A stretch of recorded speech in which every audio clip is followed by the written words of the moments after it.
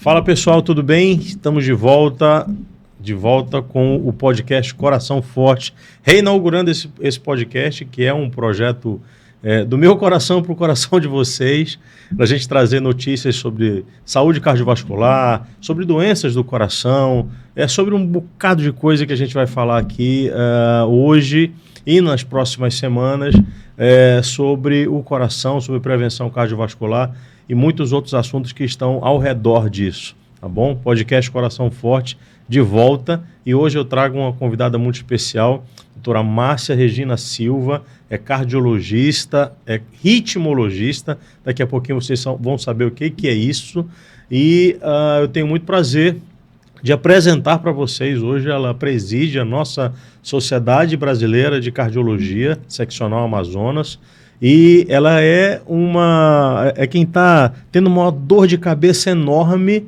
que a gente vai falar também do nosso Congresso Norte e Nordeste, que mais uma vez tem Manaus como sede.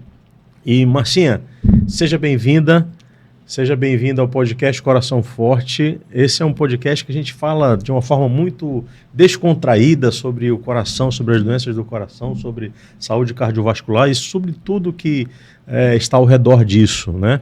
E eu brinco que a gente costuma ter uma conversa aqui com médicos, o pessoal da área da saúde, mas a gente tenta tirar um pouquinho do peso das palavras que a gente utiliza na nossa prática, no nosso dia a dia. A gente nem sabe que as pessoas que estão nos assistindo aí do outro lado da tela não conseguem muitas vezes nos entender.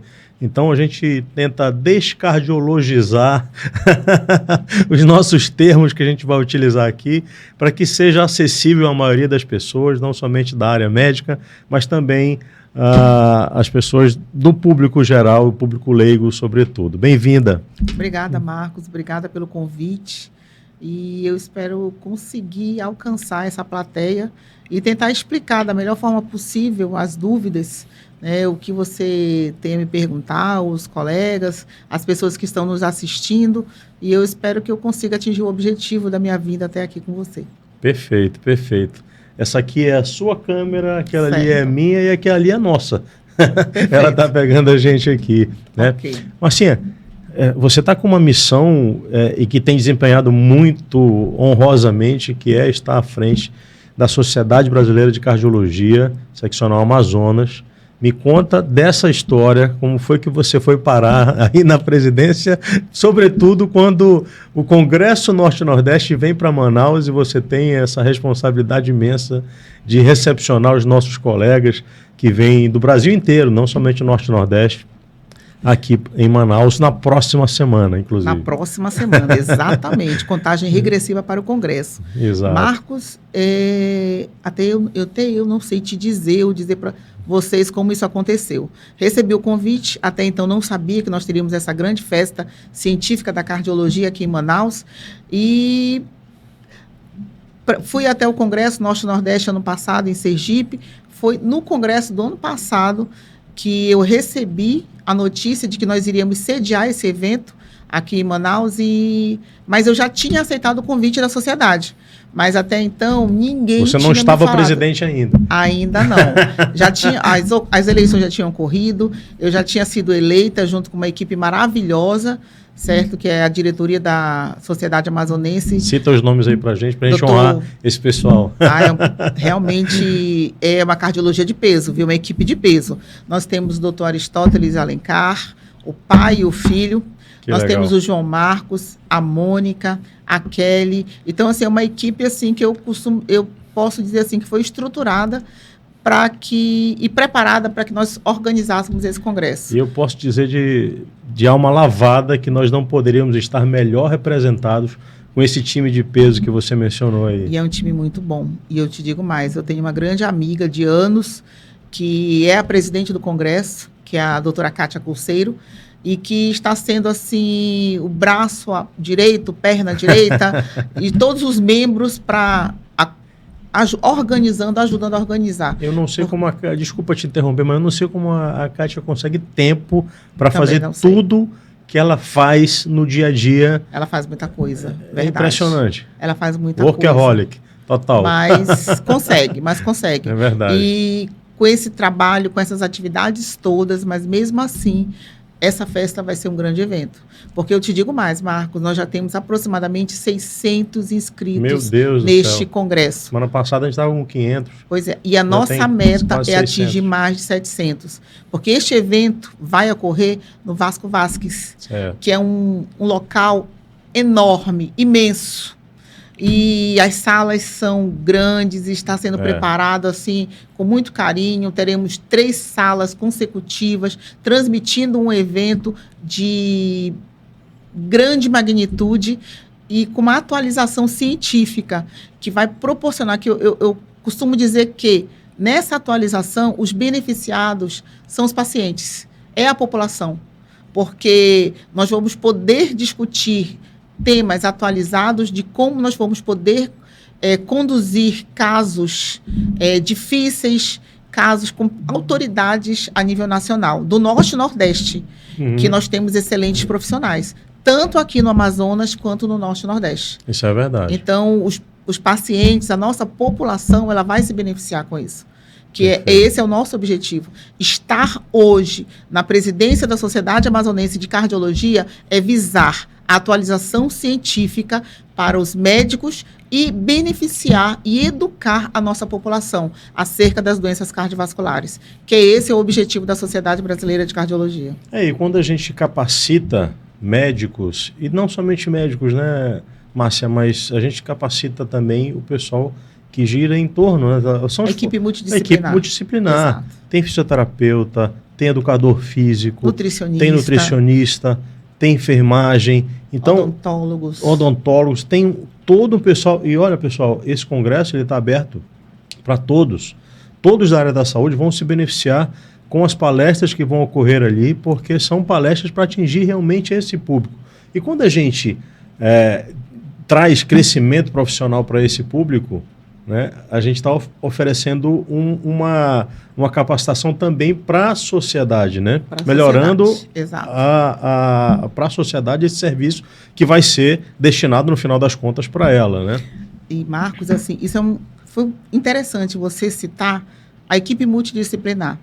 Nós teremos um evento no sábado, e esse evento é inovador aqui no Amazonas, onde nós teremos a participação de uma equipe com a nutricionista, o educador físico, o cardiologista, e nós poderemos discutir as doenças do coração, as doenças cardiovasculares, interagindo com todos os profissionais que atuam na área da saúde.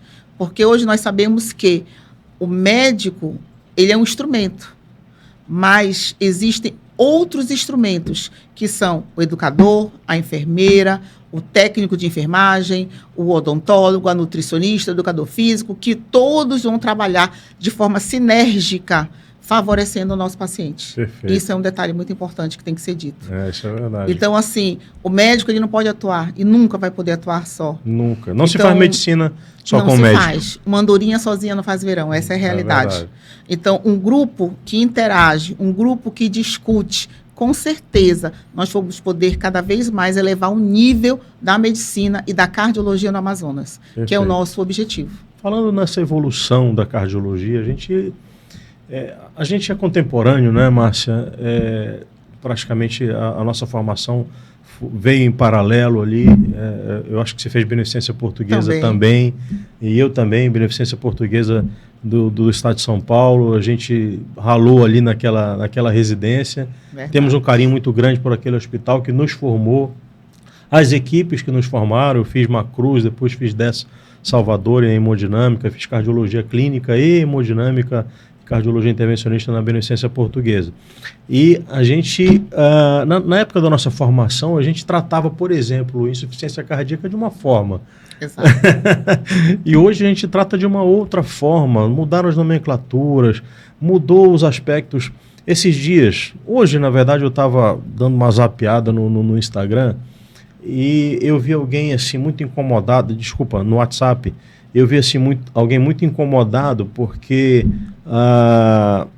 um colega, um médico que atuou ali na década de 30, de 40, falava a respeito da dificuldade dele, das características das ações que lhe eram pertinentes àquela medicina. Então, ele dependia muito dos 5 sentidos. Esse era o vídeo. Ele falava, esse colega médico é um octogenário, nonagenário, e ele falava que eles utilizavam muito os 5 sentidos. O olfato, a palpação, a visão, etc, etc, etc. Então, e o colega também estava falando assim, poxa, hoje em dia o médico não ausculta, não palpa, não faz um exame físico mais apurado, etc.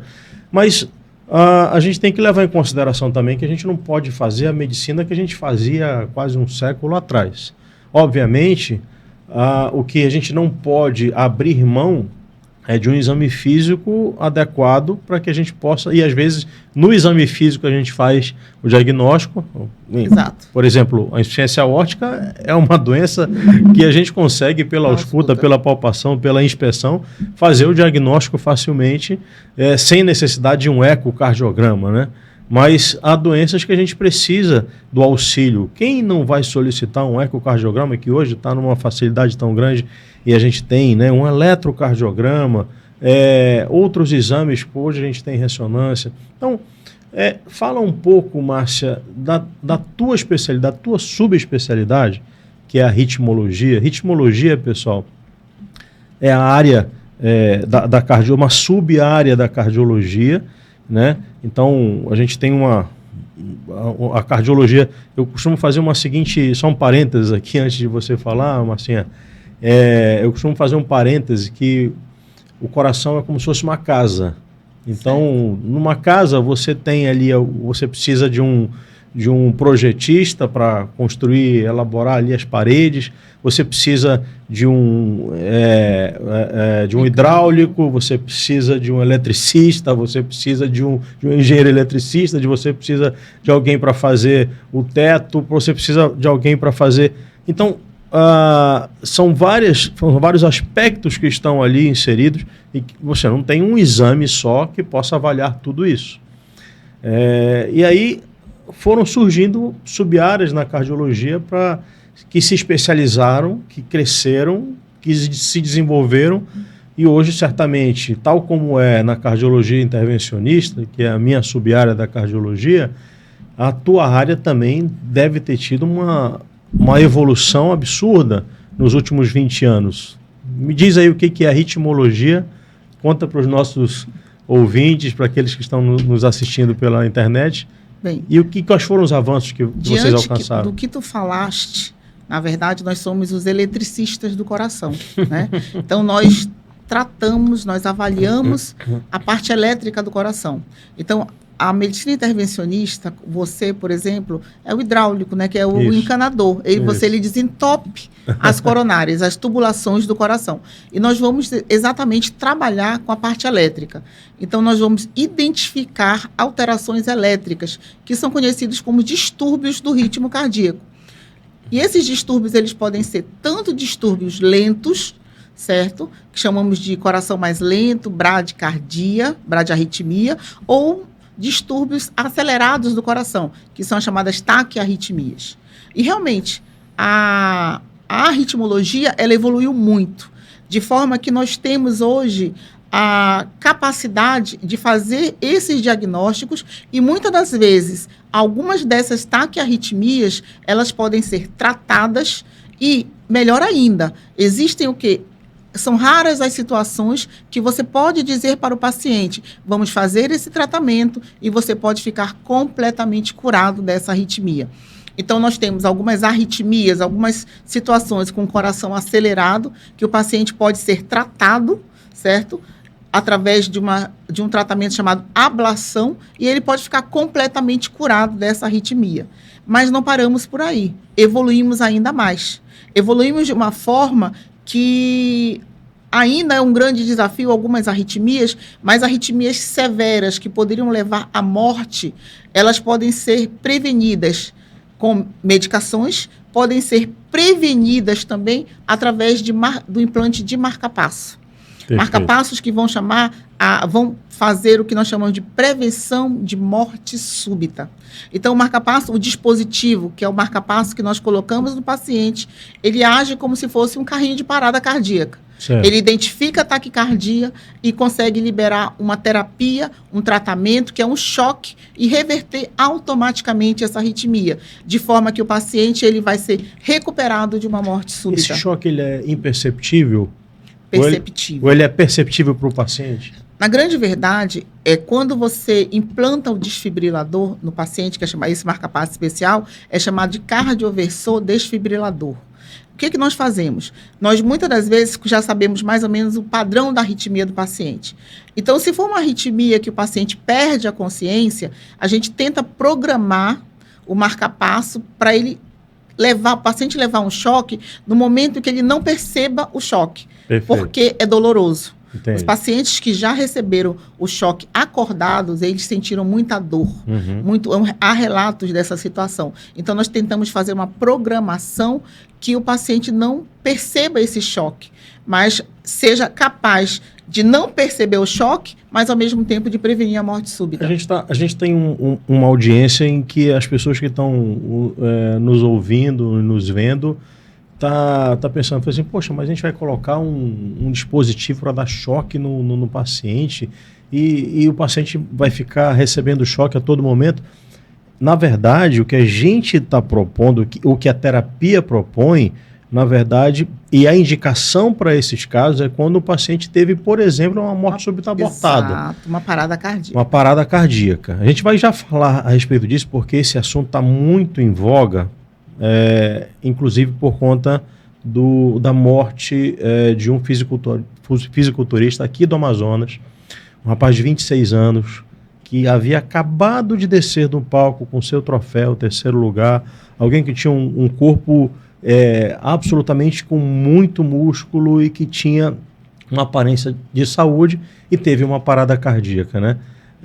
A gente vai tratar esse assunto antes de terminar aqui o nosso podcast, mas como é que a gente consegue? Há a possibilidade, por exemplo, Márcia, da gente não ter um paciente que teve uma morte súbita abortada, mas ter aquele paciente, por exemplo, que sofre palpitações e tem síncopes, tem desmaios, e aí ele chega no consultório e aí qual é o exame que você faz para que a gente possa diagnosticar a necessidade desse marca-passo especial, que é um CDI, não é isso?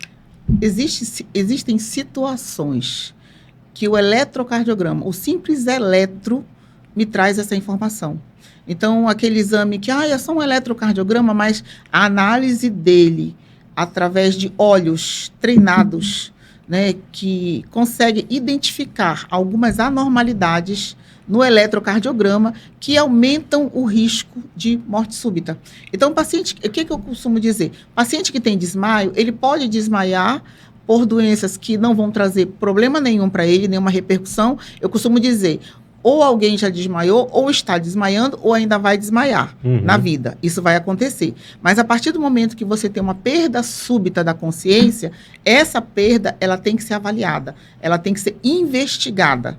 Então, às vezes, você investiga não só o paciente, mas a família também. Porque se um paciente teve um evento que a gente chama de síncope, um evento sincopal, que foi detectada uma arritmia com risco de morte súbita, a família toda tem que ser investigada, principalmente os parentes de primeiro grau, porque o risco desse distúrbio elétrico, dessa alteração que o paciente tem, pode acontecer também na família. Então, existem famílias que têm a mesma doença. Há uma herança genética. Existe essa herança genética. Que pode produzir por falar em genética, isso é outra evolução. Essa evolução é interessante. Então, quando o paciente tem uma patologia, uma doença no coração que leva ao evento súbito, à morte súbita, a avaliação genética, através do exame de sangue, é um estratificador de risco familiar. Você pode utilizar para estratificar a família. A gente faz em Manaus. Quanto maior risco fazemos. Certo. E, inclusive... Perfil perfil genético. Perfil genético, que a gente chama para algumas doenças elétricas e até mesmo para algumas doenças do músculo cardíaco. Certo. Inclusive, nós nos preocupamos nessa organização do Congresso em convidar laboratórios de nome, conhecidos aqui em Manaus, que possam realmente mostrar qual é a evolução que esses laboratórios têm, com o que ele tem de diferencial, né, nessa investigação. Então, eu pedi para que eles levassem o portfólio deles, né, nessa avaliação genética, tanto de arritmias severas, quanto também nas doenças musculares do coração, nas miocardiopatias, que nós chamamos. Então, são laboratórios que vão poder mostrar para o profissional médico e para os profissionais da equipe multidisciplinar a importância da investigação, da solicitação desses exames. Agora, me tira uma dúvida, que talvez seja a dúvida também daquele que está nos ouvindo. Há possibilidade de uma pessoa com o coração estruturalmente normal ter uma doença elétrica genética? Existe essa possibilidade. Existe sim. São chamadas, que nós chamamos de doenças elétricas do coração, doenças do sistema elétrico. Então, o paciente faz um ecocardiograma, faz os exames, faz cateterismo, é tudo completamente normal. O que ele tem é um distúrbio elétrico. E esse distúrbio elétrico... Como é que se manifesta no paciente? O que a dona Maria sente lá quando tem essa alteração? Ele pode sentir tonturas, né, a cabeça fica rodando, pode sentir o coração acelerado, palpitações, um descompasso no coração, entendeu? E às vezes, dependendo da intensidade da queixa, ele pode até ter perda da consciência. Perfeito. Queda ao solo, que muitas das vezes em pacientes mais idosos pode levar a fraturas, que é o grande risco. Sim. Então, nós temos que estar atentos, a família tem que estar atenta, tanto para acompanhar as crianças, porque essas alterações elétricas podem ocorrer em crianças, quanto pode também acontecer em idades mais avançadas, né? E é interessante isso que você está falando, Márcia, porque assim, em pacientes idosos, essa questão da fratura, por exemplo, caiu e teve uma fratura da cabeça do fêmur. Muitas vezes isso é um ponto final de uma sequência de coisas, de situações e de eventos que se sucederam e aí trouxe no final ali aquele evento da queda e da fratura, né? Ela pode se dar tanto pela arritmia, pela taquiarritmia, né, quanto pela bradiarritmia, né? Então, eu vou te contar, por exemplo, o exemplo da minha mãe. Minha mãe, ela já faleceu aos 75 anos, por um evento cardiovascular, mas ela vinha sofrendo algumas situações de queda da própria altura. E ela era, assim, muito receosa, não gostava de ir ao hospital. Tinha filho médico, mas não gostava de ir ao hospital, não gostava de fazer exame. Acontece nas maiores e melhores famílias. E então, eu fui observando o relato, não dela, mas, por exemplo, da pessoa que morava na casa dela, da minha irmã, da minha sobrinha, de pessoas que me relataram a situação. Eu falei assim, a minha mãe deve estar com um BAVT intermitente, bloqueio atrioventricular total de forma intermitente. Ela tinha um bloqueio de ramo direito também, então eu fiquei pensando, será que é isso? Porque em algumas vezes manifestava como ela estivesse fazendo tendo um AVC, um acidente vascular cerebral, a voz embolava. Outras vezes se manifestava com uma queda da própria altura e rapidamente ela levantava. Depois uma palidez cutânea mucosa, ela ficava pálida, sudoreica, suava demais e ficava com a pressão muito baixa e a frequência também muito baixa. Foi daí que eu comecei a suspeitar e falei assim, mãe, vamos para o hospital fazer o exame. E não queria de jeito nenhum, mas enfim... ela foi assistida no momento da sua partida e eu sou grato a Deus por tê-la tido como mãe, né? E aí, Márcia, me diz uma coisa, essas taque e bradiarritmias, o coração batendo rápido e o coração batendo mais lentamente, às vezes se manifestam com a mesma situação. Exato. como é que vocês vão diferenciar quando é que quem precisa de marca-passo, quem precisa de CDI e quem não precisa de nenhum dos dois, só um remédio é suficiente? A história clínica, ela é muito importante. Então, sentar e conversar com o paciente é importante. Porque, por exemplo, se eu tenho um paciente, geralmente, por exemplo, paciente mais idoso, semana passada eu atendi uma paciente. A história dela é, às vezes, doutor, eu estou sentada, fazendo palavra cruzada, e quando eu acordo, eu estou no chão. Bem sugestivo.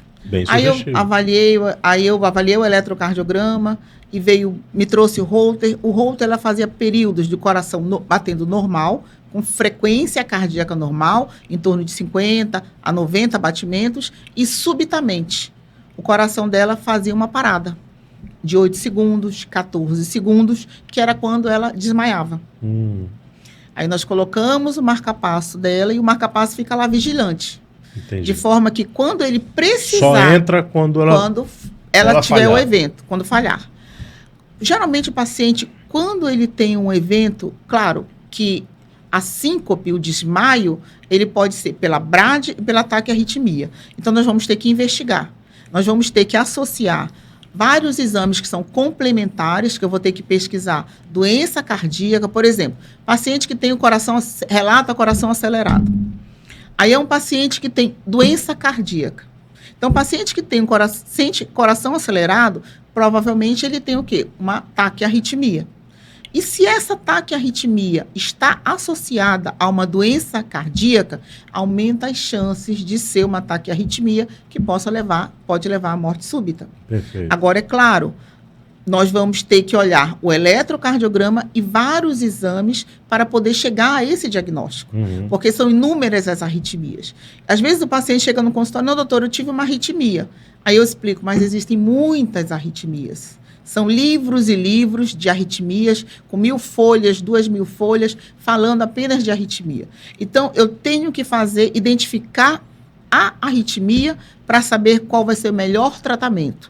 E no momento que eu detecto a arritmia, eu vou pesquisar. Eu costumo dizer que a presença de doença no coração, no músculo cardíaco, é o divisor de águas para avaliar e estratificar o risco do paciente, em dizer se é uma arritmia que vai trazer o maior dano para ele ou não.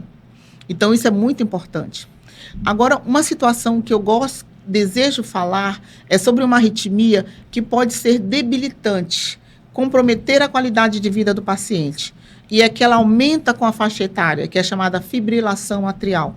Perfeito. A fibrilação atrial hoje é uma das arritmias. Oi. Fibrilação atrial, eu acho que é uma das arritmias mais comuns que a gente tem no consultório. E no pronto-socorro. E no pronto-socorro, às vezes com resposta ventricular aumentada. Acelerada. Isso. E à medida que a gente vai envelhecendo, a gente vai também se tornando mais... Vai havendo uma maior prevalência de fibrilação atrial. Fibrilação atrial é uma arritmia atrial, logicamente, a gente poderia dizer assim, Márcio, porque eu já ouvi isso, que as arritmias atriais são mais benignas, enquanto as ventriculares são mais malignas, entre aspas? Sim, tem essa situação. As ventriculares sempre são consideradas mais malignas, porque se ocorrer em coração doente, ou se for por alguma doença genética, elas podem levar à morte súbita. As arritmias supraventriculares, em geral, elas são mais benignas. Mas a particularidade para a fibrilação atrial é que não é que a fibrilação vai levar à morte, mas ela pode levar a consequências. E eu geralmente explico para o meu paciente da seguinte forma.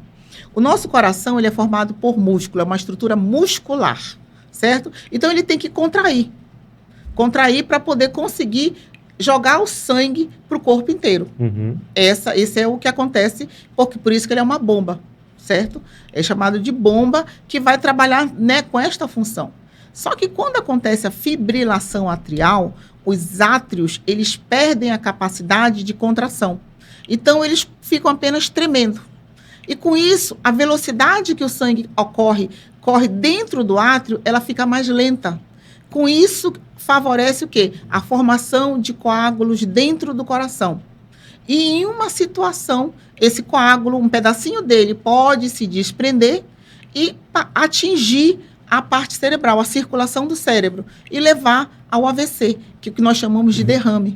E por causa disso, o paciente pode ter uma sequela irreversível, incapacitante, comprometendo a qualidade de vida dele, né? Isso acontece em idosos e pode acontecer também em pacientes jovens. Então, o importante é dar o diagnóstico, identificar essa arritmia e iniciar medicações que são essenciais para evitar, para desfazer, dissolver esse coágulo de sangue que acontece na fibrilação atrial. A cardiologia é impressionante, é linda, né? É linda. Assim, o corpo humano é algo assim absolutamente... Não dá para a gente dividir o cérebro do coração, os rins do coração. A gente é um ser indivisível. A gente se especializa no estudo de doenças de um determinado órgão. Tanto eu como a doutora Márcia somos cardiologistas. Mas imaginem só, você teve um paciente que foi levado, um familiar que foi levado para o pronto-socorro com um acidente vascular cerebral isquêmico. Um suposto acidente vascular cerebral, um derrame cerebral, e ele chega lá e tem o diagnóstico de um derrame, de um AVC isquêmico. Ora, o que isso tem a ver com o coração? Posso te dizer que tem quase tudo a ver. Esse paciente, quando sair de lá, ele precisa da avaliação de um cardiologista. Correto, Márcia? Correto. Porque não somente nessa questão dele ter um defeito do ritmo, uma alteração do ritmo, produzindo ali esse coágulo dentro do coração e esse coágulo migrar para o cérebro, mas às vezes esse coágulo ele nem foi produzido dentro do coração. Ele foi produzido, por exemplo, lá nas veias profundas da perna. E ele veio de lá, soltou um pedaço, veio de lá, passou pelo coração e subiu. Não deveria fazer esse caminho, mas por uma alteração chamado FOP, forame oval patente, exato, ou comunicação interatrial, ele passou do lado direito para o lado esquerdo e subiu para o cérebro através do átrio esquerdo e ventrículo esquerdo. E a aorta e a carótida, enfim, foi para o cérebro, fechou uma artéria lá. Essa é a relação. Esse paciente, a gente chama isso de AVC criptogênico, né? Um AVC que foi gerado por um êmbolo, um coágulo que veio lá da perna, né? Esse paciente precisa ser investigado. Todo paciente que sofre um acidente vascular cerebral precisa passar por uma investigação detalhada para saber de onde veio, em algumas vezes, esse êmbolo, esse coágulo, ou ele foi gerado dentro do coração ou ele passou por ali. Por isso que a avaliação de um cardiologista é essencial. E avaliar com alguns exames, né? Que os exames eles são como se fossem fotografias de vários ângulos. A gente não tem só uma fotografia, uma câmera para ver todo o coração, mas a gente tem que utilizar a nossa capacidade de conhecimento e solicitar exames que sejam necessários para fazer esse diagnóstico. Não é isso, Márcia? Exato. E assim, eu costumo dizer que a avaliação do nosso paciente ela começa quando o paciente abre a porta do consultório. Porque naquele momento que ele abre a porta do consultório, nós estamos vendo como ele anda, como ele respira. Eu já estou olhando para o pescoço, se está batendo acelerado, dizendo que tem arritmia, se ele está... Tem turgência jugular. Se está bem dilatado as veias do pescoço, que é a turgência jugular, se está puxando a perna por alguma deficiência. Então, se as pernas estão com uma cor diferente, as mãos, as unhas. Então, o paciente entrou no consultório, eu já estou observando alguns detalhes. E desses detalhes, a cabeça já está trabalhando, levantando hipóteses. Por quê? Aí, a partir do momento que ele tem alguns sinais, alguns detalhes, eu vou pensando em que sinais, em que patologias, em que doenças esses sinais acontecem. Né? Aí é quando ele senta, ele vai relatar a história.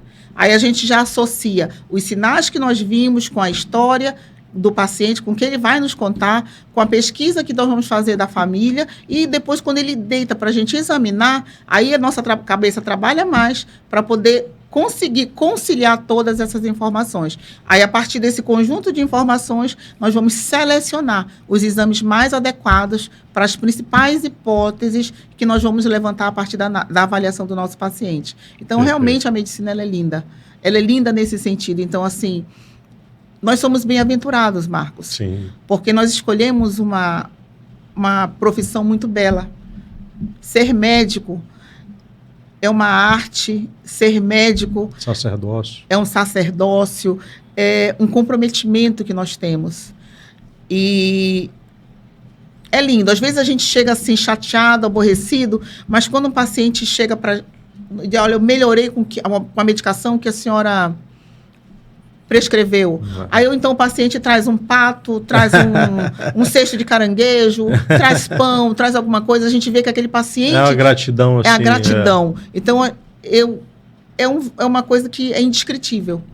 Aí eu percebo assim, nossa, como eu fui feliz, como eu sou bem-aventurada, porque eu tive o discernimento de, há 30 anos atrás, há 36 anos atrás, de escolher essa profissão.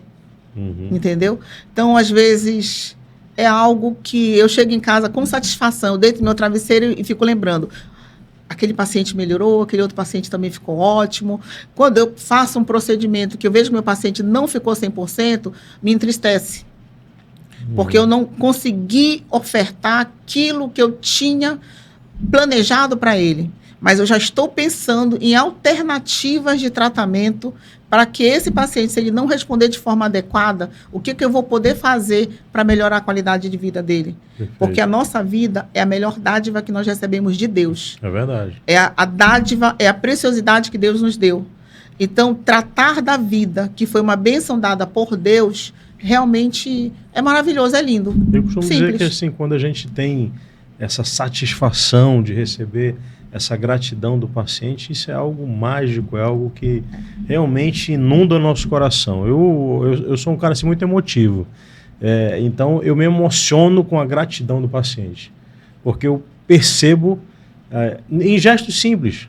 Eu vou levar ali um cesto de caranguejo, como você falou, um pato. Aqui no Amazonas é muito comum, né? No Pará também, a gente receber coisas que são simples, mas que representam algo assim de uma gratidão enorme, né? No Nordeste também, né? Já que a gente está chegando aqui no Norte e Nordeste, essa gratidão em forma de alguma coisa que a pessoa pegou lá no seu quintal.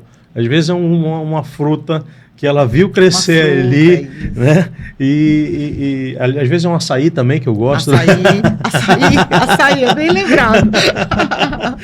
E faz bem. Então, essa gratidão é enorme. Eu também comungo contigo desse amor pela medicina, da gratidão em ser médico, em poder, através da minha vida, da minha profissão, abençoar outras vidas e trazer... E na cardiologia, então, Márcia, é assim, impressionante um quanto, principalmente por essa evolução nas últimas décadas, o quanto a gente consegue alterar a história natural da doença. Altera a história natural da doença. A doença coronariana, por exemplo, é algo que há 40 anos atrás a gente tinha pouquíssimos recursos e a mortalidade era algo altíssimo. Há 50 anos atrás a mortalidade era altíssima. Hoje, através, por exemplo, da angioplastia primária, que é a abertura da artéria que está fechada no momento do infarto, na vigência do infarto, a gente consegue modificar a história natural da doença. Qual é a história natural? É a morte. Muitas vezes a sequela grave com a utilização de remédios ao longo e para o resto da vida. Então, também a história da morte súbita abortada, a história natural, a gente consegue às vezes modificar com o aparelho que você implanta lá, com o CDI, cardiodesfibrilador implantável, esse nome feio que a gente coloca na sigla CDI, modifica, porque aquela pessoa não tinha opção, ela teria outra arritmia se não se estabelecer uma outra terapia, se ele sobreviver, e ela iria a óbito ali, né? Às vezes é jovem, né? Pacientes jovens, exatamente. Muitas vezes são pacientes jovens. Então, a cardiologia ela tem esse encanto da gente ser abençoado por Deus e modificar a história natural da doença. E aí, para terminar, Márcia, a gente está com os minutos ali já que nos restam. Eu queria que isso não estivesse acontecendo, mas a gente está vendo nos últimos anos uma utilização indiscriminada de muitas medicações no meio do esporte competitivo. E às vezes a garotada que quer o caminho da facilidade, que não quer percorrer o caminho mais longo, porque esse caminho mais longo é o que nos traz a experiência, é que nos traz as feridas, e as feridas são muito importantes para que nós olhemos para essas cicatrizes e digamos, eu sei por que eu tenho essa cicatriz, e eu sei por que eu não a quero mais me ferir, que eu não quero mais me ferir. Então, tem uma geração que está absolutamente esquecendo que o caminho mais longo, apesar de ser mais difícil, é um caminho que vai levar à vitória e que não tem atalho. O atalho muitas vezes é perigoso. A gente perdeu recentemente um fisiculturista daqui do Amazonas, da cidade de Irunepé, um garoto que eu não conhecia, mas que todo mundo falava, tenho muitos amigos que eu conhecia e todo mundo falava muito bem dele, mas foi competir e teve um mal súbito, teve uma parada cardíaca e não foi reanimado com êxito e veio a óbito com 26 anos de idade, segundo a reportagem que eu li. Não foi o primeiro que morreu desta forma, não foi o primeiro fisiculturista que faleceu. Muitas das vezes as pessoas falam assim, foi isso e aquilo. A bem da verdade, eu não vou trazer aqui conjecturas acerca do que foi que causou a sua morte, até em respeito à sua família que vive esse momento de dor, mas é necessário que a gente leve em consideração que muitas vezes as escolhas que muitos fisiculturistas e outras que não são atletas fazem, são escolhas que não são corretas, como o uso indiscriminado e abusivo da testosterona, que pode produzir fibrose miocárdica, e a fibrose miocárdica produzir arritmia. O uso indiscriminado, às vezes, de diuréticos, que podem produzir redução de potássio, e a redução de potássio levar a arritmias. Que utilizam muitas vezes pré-treinos ou medicamentos como clenbuterol para aumentar o seu gasto energético, e essas próprias medicações levam por si só a arritmia. Então, essa exposição a uma série de medicamentos, ela precisa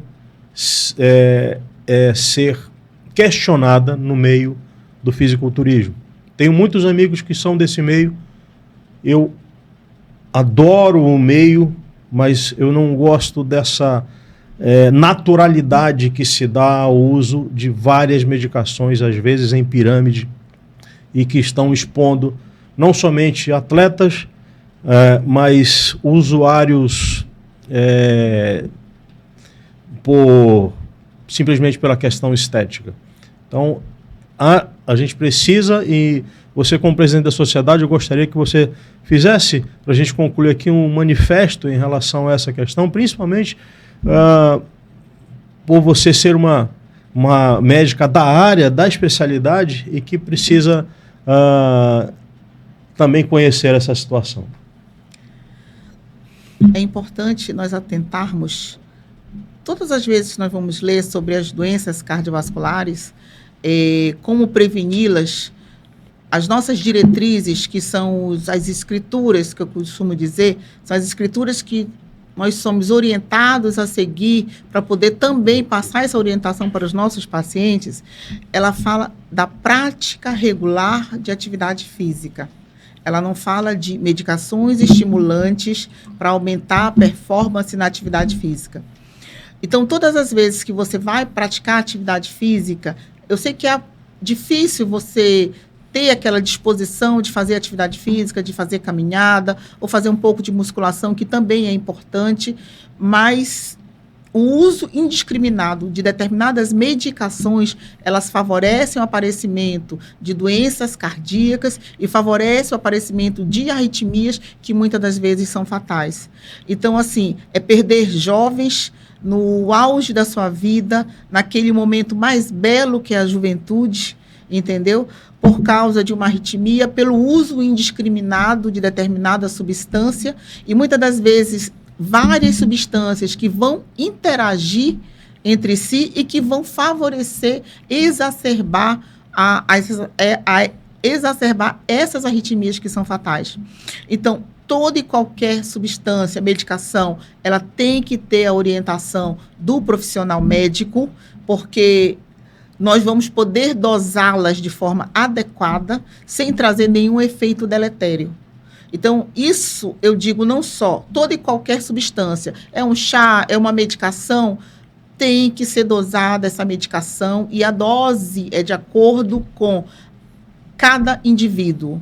Então, antes de você fazer uma atividade física, tomar uma decisão para usar determinadas substâncias, você tem que procurar um especialista, tem que procurar o cardiologista e, na dúvida, pesquise, pergunte, questione, porque você pode pagar muito caro. O preço é alto. O preço é altíssimo por causa disso. Então, faça a sua atividade física regular, faça a sua corrida, vá fazer a musculação todos os dias, 3 vezes na semana.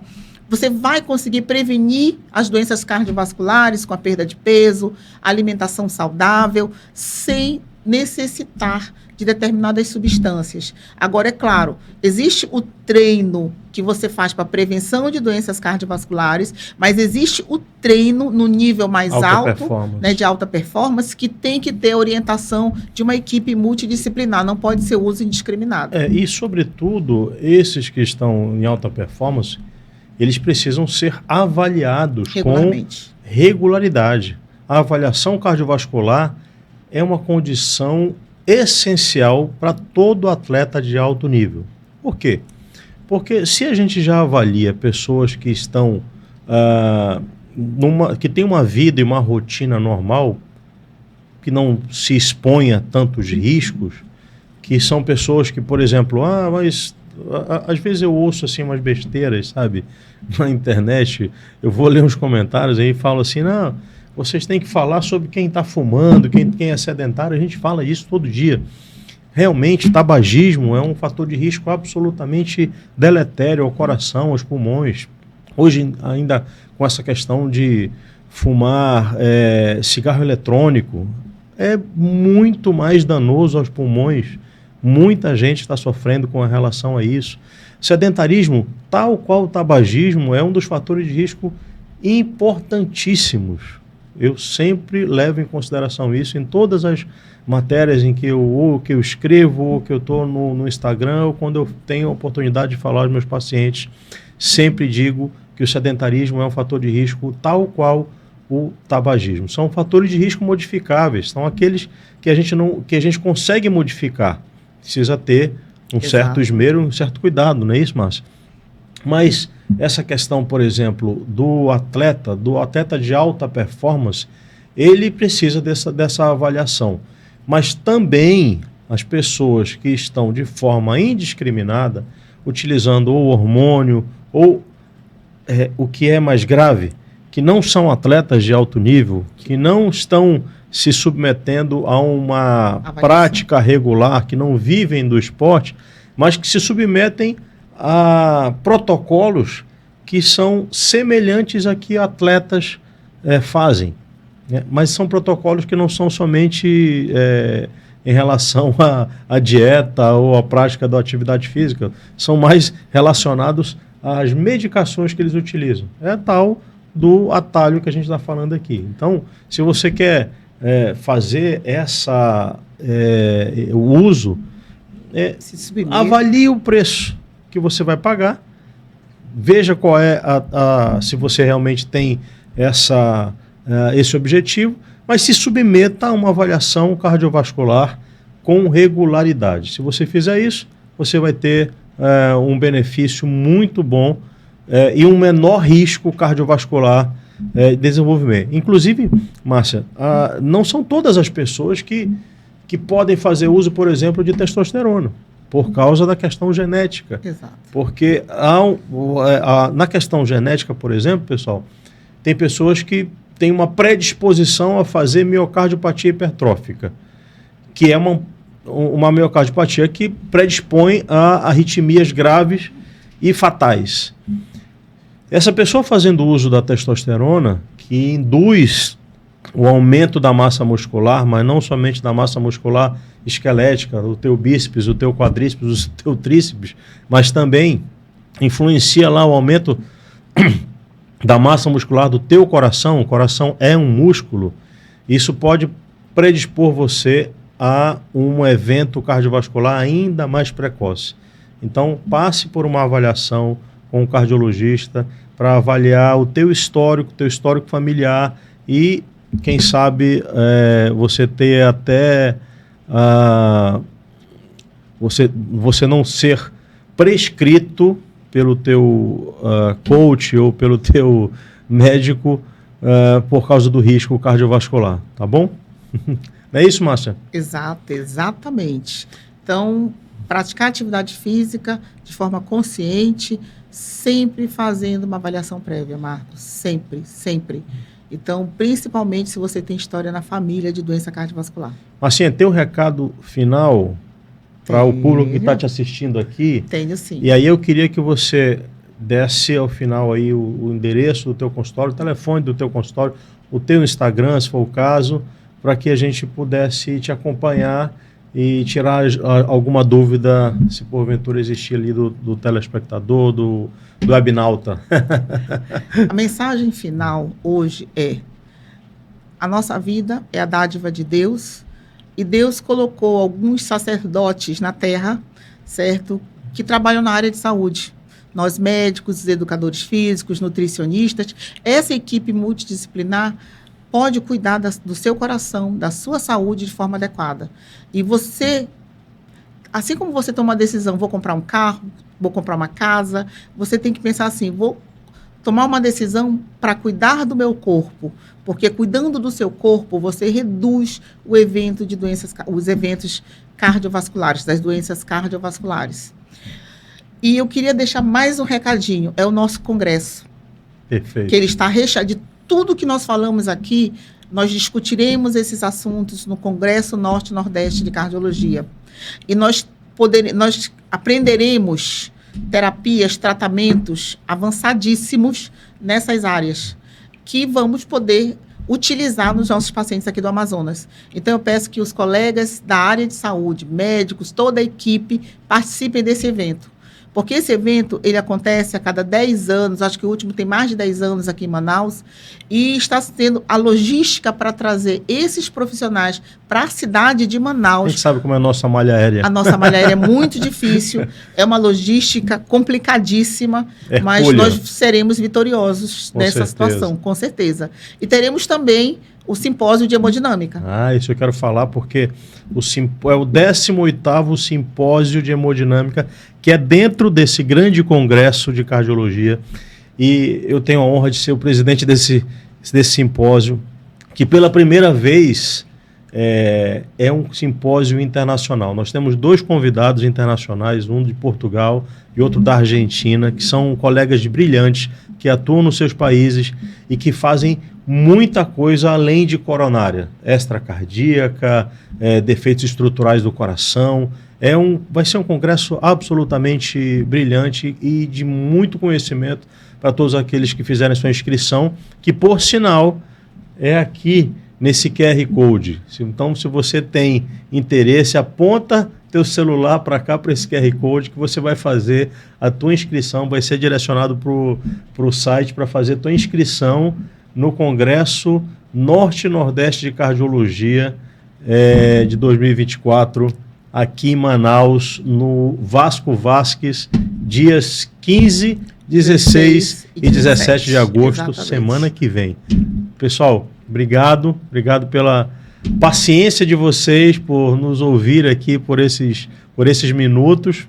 Marcinha, obrigado. Amigo. Obrigado por ter aceito o convite. Obrigado por estar nos presidindo na Sociedade Brasileira de Cardiologia Seccional Amazonas. Um abraço a toda a tua diretoria, doutor Aristóteles, a Kelly, ao João Marcos, ao Aristóteles Neto também. Também. É o vice.